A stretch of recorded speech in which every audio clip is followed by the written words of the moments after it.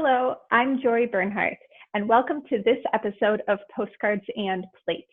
Today, I'm excited to welcome Sarina Roffe of Sarina's Sephardic Cuisine. Raised in Brooklyn's Syrian Jewish community and a descendant of Syrian-born grandparents, Sarina grew up under the influence of her mother, her aunts, and most importantly, her grandmother, who was the first Syrian caterer in Brooklyn. Over the years, Sarina preserved her family's recipes to pass on her Sephardic heritage to her children. She has published selected recipes in the New York Times Jewish Cookbooks, the New York Times, and Joan Nathan's Jewish Cooking in America. She's also published hundreds of articles and considered an expert on Syrian Jewry and genealogy. Welcome, Sarina. Hi, how are you, Jory? I'm great. How are you? Good morning. How are you doing? I'm great. I'm so happy to be here, and thank you so much for inviting me. You are so welcome. We are so happy to have you and tell us about your food and what it means to be a Syrian Jew. So let's start at the beginning. Let's start with the overview of Sarina's Sephardic cooking and what the origin story is. So as I was growing up, you know, the women in our family always cooked together. And it was a time that they bonded and that they formed really, really close relationships. And as a child, I always went to visit my grandmother. Sometimes my mother would drop me off after school while she did her errands. And I would go to my grandmother's kitchen. Now, her kitchen was actually a converted garage that was in the backyard of her house. And people would walk up this little side narrow alley to the backyard, and they would enter into this garage, which had been converted to a kitchen. And she had these huge ovens, kind of like the pizza ovens you see today. And I just remember this big, massive freezer, a chest freezer, and a big table that she worked at. And she had two assistants. One of them was her brother, and one of them was a man that lived with her. His name was Salume. And we used to go and sit in that backyard kitchen while she cooked and baked and did whatever she was doing. And I remember one particular thing is my grandmother always worked by hand, and she couldn't read or write. So she didn't have recipes the way we know them today, where you measure. So she really was a cook that did it by touch, by feel, by texture, by taste.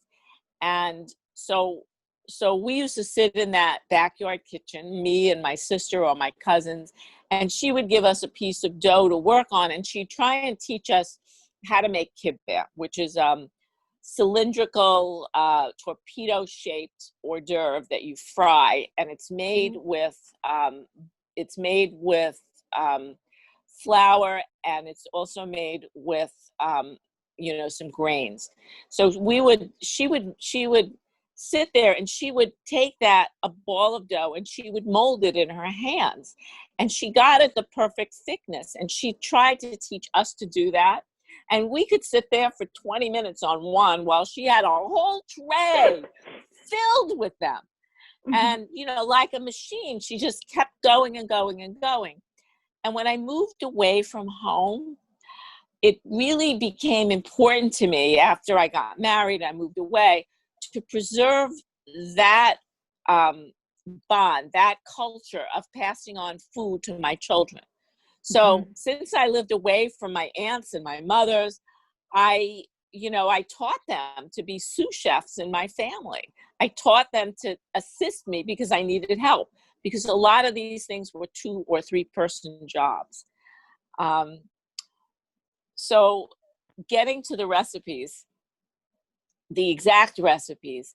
So how do you take something that your grandmother didn't write down because she couldn't read or write, but she was using that to support 8 children? I mean, that was her career. Yeah. And so when my mother got married, she was the first in her family to graduate high school.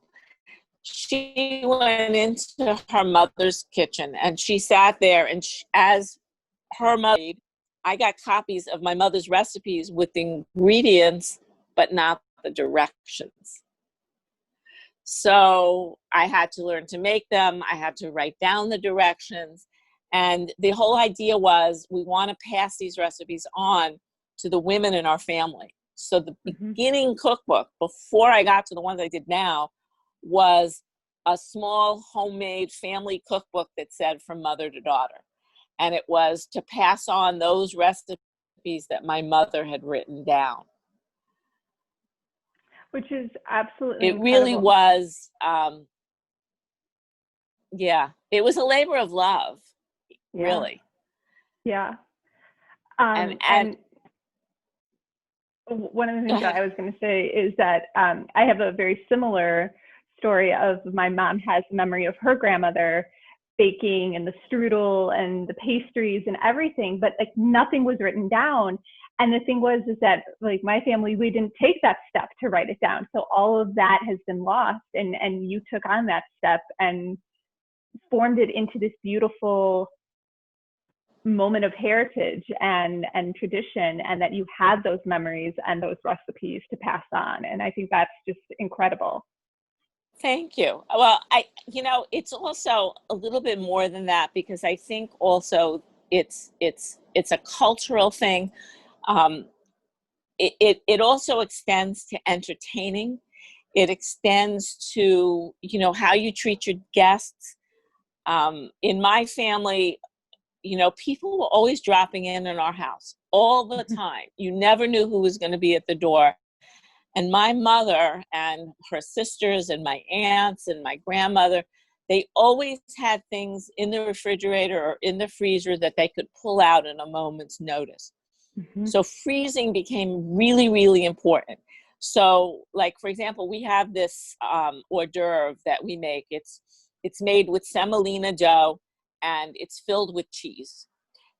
And it's got sesame seeds on top, and it's like a half circle. And when you put those in the freezer, and then you can pull them out, and in 20 minutes, you have them out of the oven. They're hot, they're tasty, they're delicious. And my family always had things like that you could pull out at a moment's notice, because you always wanted your home to be welcoming. So you always had to feed your guests, and people knocked on the door. My mother had a 4 p.m. coffee clutch every single day. Women would come in every single day at 4 o'clock, and they would sit around the kitchen table, and they would have their afternoon coffee. It was, this was the way they socialized, but it was also the way they bonded. And when you thought about holidays, we didn't have holidays for 10 people. We had holidays for 30 or 40 people. Wow. And so, it was days and days of preparation. And the way you served people, you always wanted people to feel comfortable in your home. You wanted to create that welcoming, warm, hug environment. And that was part of Middle East culture that I wanted to hand down to my family and my children. And my husband says now, he says, people come here and they never want to leave. And I think that food is what attracts them, because they know they're going to be fed. Right. And when you're getting good food and good company, and it's building those memories and those moments and those bonds, and that's absolutely beautiful to build that and to have that. And I think that's one of the most beautiful things about Judaism is just our connection to food and community and being together for so many things, whether it's holidays, Shabbat, just socializing is so great. Even today, my cousins, we have a WhatsApp chat group among my cousins, and I see them sharing things. Oh, today we're going to Aunt Lorraine's house, and she decided to put potato flakes in her recipe, and we're like, this is new, this is a new tip. Let's take it. What do we do with that? And you learn all kinds of new tricks as you go along. Last week I was making with my sister. We made string cheese. She had made it, but she kind of forgot. And so I was reteaching it to her, and because she wants to pass that on to her daughters and teach that to her daughters, so it's not lost. So it was like, it's like you have these moments where you really bond and you're really together, and the food is what brings you together. Mm-hmm. Yeah. So talking about food, you have two cookbooks, or at least two cookbooks are listed on your website, Backyard Kitchen, the main course, and Backyard Kitchen, Mediterranean Salads. Tell us a little bit more about those cookbooks, some of the recipes we'll find in there. What are things that we should make? So we designed the cookbooks to be theme related. And if you have the cookbooks, you'll notice you can wipe off the pages. They're spiral bound so that you can turn the pages back. We wanted the cookbooks to be something you could actually use in the kitchen. I find that a lot of cookbooks are really for coffee tables. And if you open them up on your counter, they're like, okay, you have no counter left because they're so big. I mean, they're beautiful. They're beautiful books, but I really wanted something that people could use. So in addition to the cookbooks, I also created an iPhone app called Sarina Sephardic Cuisine. So you can download that, and it's actually free. The cookbooks, we started with salads because we figured, well, vegetarian is in. People would like that type of cookbook. It was an easy cookbook to make as the first cookbook. Then we went to the main course, which is our, it's all of your entrees and sauces. There are some recipes in the cookbook that we call comfort foods, in our culture. So one of them, which is fairly easy to make, is idja. Idja is, if you think about the latkes that you make at Hanukkah. So idja is kind of a form of latke, except it's made with meat and vegetables. And we make it in pita bread with, we stick it into pita bread, and it's one of those warm comfort foods. In the summers, our mothers used to make that and take it to the beach. So we'd have it at the beach. And it's just one of those comfort foods that's not difficult to make, that you want to try. There are other comfort foods in there, chicken and potatoes.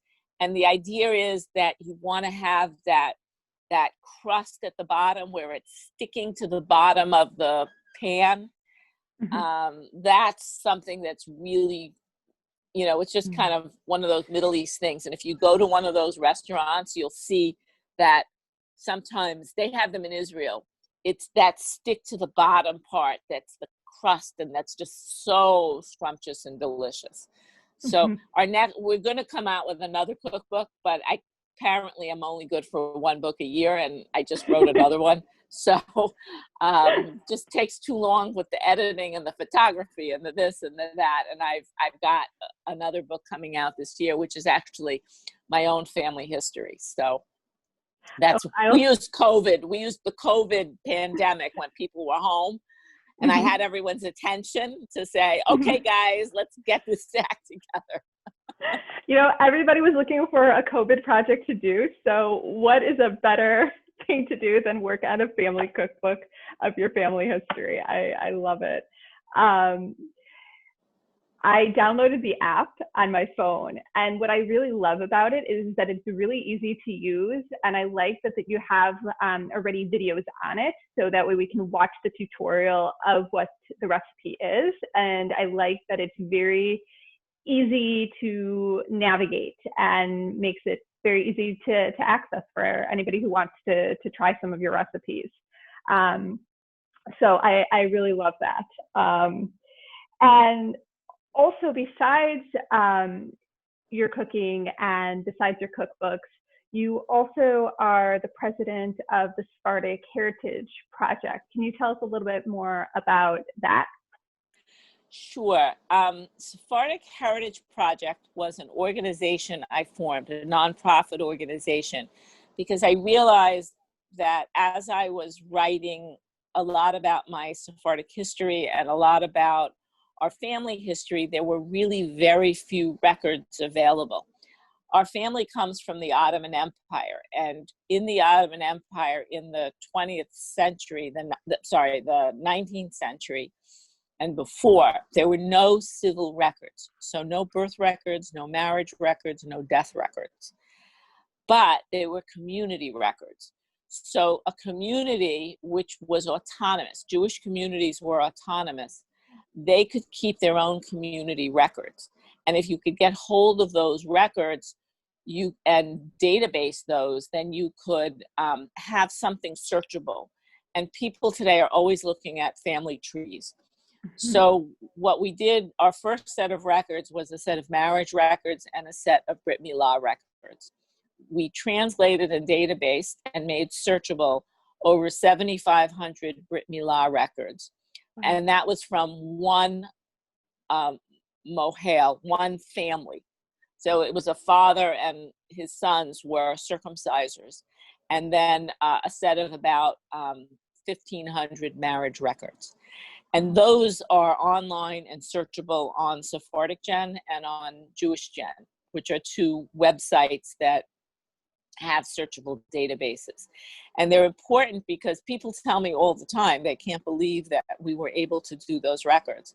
We also have other records we've either acquired or are databasing ourselves. So for example, we were able to acquire cemetery records from Cuba, from Venezuela, from the Moroccan community in Buenos Aires, from the Syrian community in Mexico City, where we got Bogota, Colombia, the cemeteries in Bogota, Colombia, because I was there last year. We're working on Panama, and I currently have several sets of records that are waiting for volunteers to help to get moving. We have thousands of ketubot from the Moroccan community in Buenos Aires. We have the images, and the information needs to be harvested and put into Excel spreadsheets. So that's the work of the Sephardic Heritage Project, is to find as many records, community records, rabbinical records, ketubot, Brit Milah, cemetery records as we can find, and make them available on the internet so that families can search their heritage. Which is, again, so incredible and so powerful to know about your family, where you came from, who you are. Like that, just having that at your fingertips is unbelievable. And the volunteers that help you with all this, it is a labor of love, and just an amazing thing to have these records, and again, to know your family. A lot of it also has to do with trust. And because I have a good reputation, because I'm known as an expert, and I have I'm credible, I'm able to go to communities and sit with the community leaders and get them to release these records, because some communities are not so anxious to do that. They're afraid of privacy, or they're concerned about, what if they're just concerned about anti-Semitism. So they have very real and valid concerns. The thing is that we're living in 2020. We're not living in the 19th century. So what happens is that I use that trust, and I use the connections that I've made really all over the world to get those records released to Sephardic Heritage Project. And because we've done such an amazing job with the records we have done, it's really helped. It's helped build trust, and that trust goes a long way. Yeah, no, that makes a lot of sense, because these are areas that were subject to anti-Semitism or expulsion by different rulers, and I can completely understand the need to have a trusted person with this information. So I'm going to give you an example of a set of records that we didn't do, but was done by volunteers. The Turkish, the Istanbul Jewish community marriage records were translated from Old Turkish to modern Turkish to English. They were actually placed on the internet, and due to anti-Semitism, the Turkish community asked that they be taken down. So anybody who wants to search those records has to know which researcher to ask, and then you get that information privately, but you're not going to see any public record. It's not going to be on the internet. And in our community, because of anti-Semitism still in some of these countries, we as researchers know each other. We know who to go to for which country for what information. And we built, Sephardic Heritage Project built a board of directors with really some very prominent people in their field, researchers who have expertise in different areas. So I have somebody who's the Turkish guy. I have some university people. I have several rabbis. I have people who understand the nuances of different types of records. I have a Greek person. So, you want to have that variety on your board so you know who the go-to person is that you can get when you need records. And that's really very helpful. Yeah, absolutely. So bringing it back to food, let's talk a little bit more about some traditional Syrian Jewish foods. What might be some foods that we'd find on our Shabbat and holiday tables? Okay, so you're always going to find a stuffed vegetable. So we call it mishi or mekshi. And the one that I make almost every Friday night is a stuffed squash. And what you do is you take those green squashes, you cut them, you core out the insides, and you stuff it with a meat and rice mixture, which we call hashu. And of course, you spice it up, and then there's a sauce that goes with that, and the recipe is in the cookbook. You're usually going to find a chicken and potato dish. You're going to find a rice dish, and you're going to find some type of other beef dish. And that would be your Friday night, also a vegetable. So that would be like the Friday night dinner. And many salads. We're very big on our salads, especially for Saturday lunch. Your Saturday lunch is going to have what they call mazeh. And mazeh is a variety of salads and hors d'oeuvres. So you'll find your kibbeh, you'll find your laham ajin, you'll find many, many salads, a beet salad, an Israeli salad, a baba ganoush, a hummus, those types of things with pita bread. And then for dessert, you're always going to find in your house, people will keep a good stock of dried fruits and nuts in the winter and put those out with dessert, some kind of a mint tea. And you'll usually have some type of cakes as well. But you always want to make sure you have those nuts and dried fruits in the house, and fresh fruit, if in season, is always going to be on the table. There's always going to be fresh fruit. As much as you can put out, they're going to eat. I think that people have an aversion to cutting melons. So, now you can buy them pre-cut in the store. Almost every supermarket cuts them for you. But, when I was a kid, we were always cutting melons. Yeah, melons, especially watermelons, can get a bit messy. Yeah, a bit messy. Got to make sure you have the right knife. My mother used to fry the potatoes with the chicken and potatoes. Her regular routine would be that on Thursday night she would peel and fry 5 pounds of potatoes to go with the chicken. Okay, and she would put it together on Friday. But on Thursday night, she fried those potatoes. And when I think, oh my God, she peeled them. I use red potatoes because I'm too lazy to peel. I don't peel anything anymore if I don't have to. Oh, and don't forget the chicken soup. That's something we learned from the Ashkenaz, but we love our chicken soup. Not so much gefilte fish. We don't do gefilte fish. That's fair. You know what? I don't really do gefilte fish. It has to be very specific these days. So fair.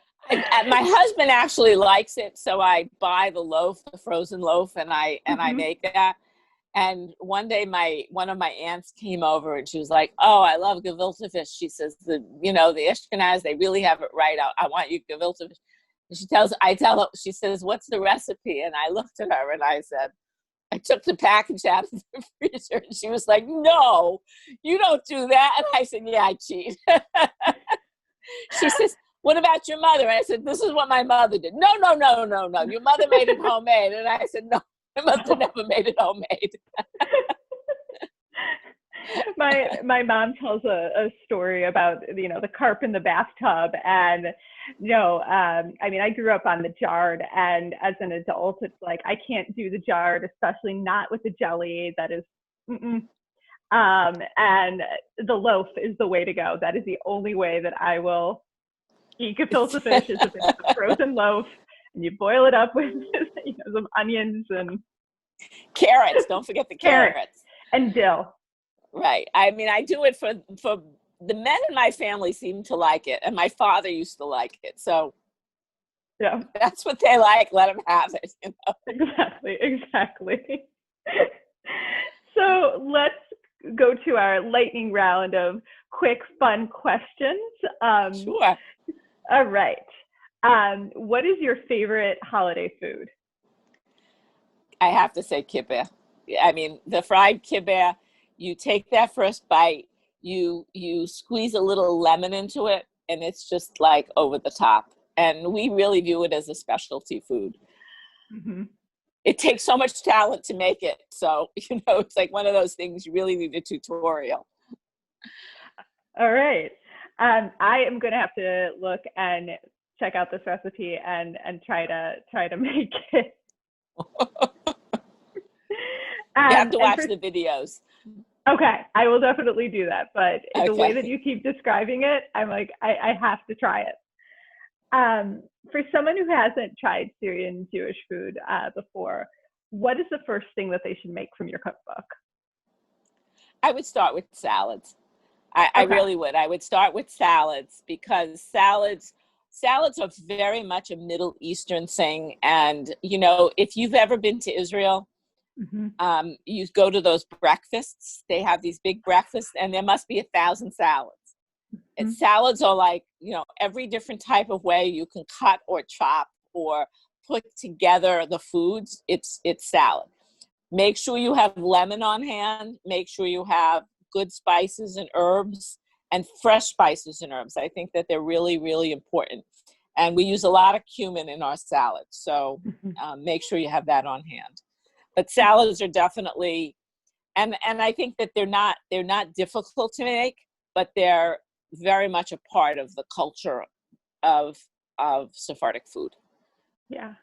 Yeah, oh my gosh, I've been to Israel twice, and I just think of the freshness of the produce and all of the different salads. Like, I could eat so many different ways of cucumbers and tomatoes and peppers and eggplant. Yeah. And what is the ultimate Sephardic comfort food that is going to get us through the rest of 2020?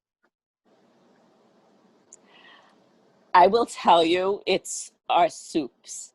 We make the best soups. So, especially now in the wintertime, there's a couple of soups that I would recommend. One of them is a lentil soup that's flavored with garlic and coriander and cumin.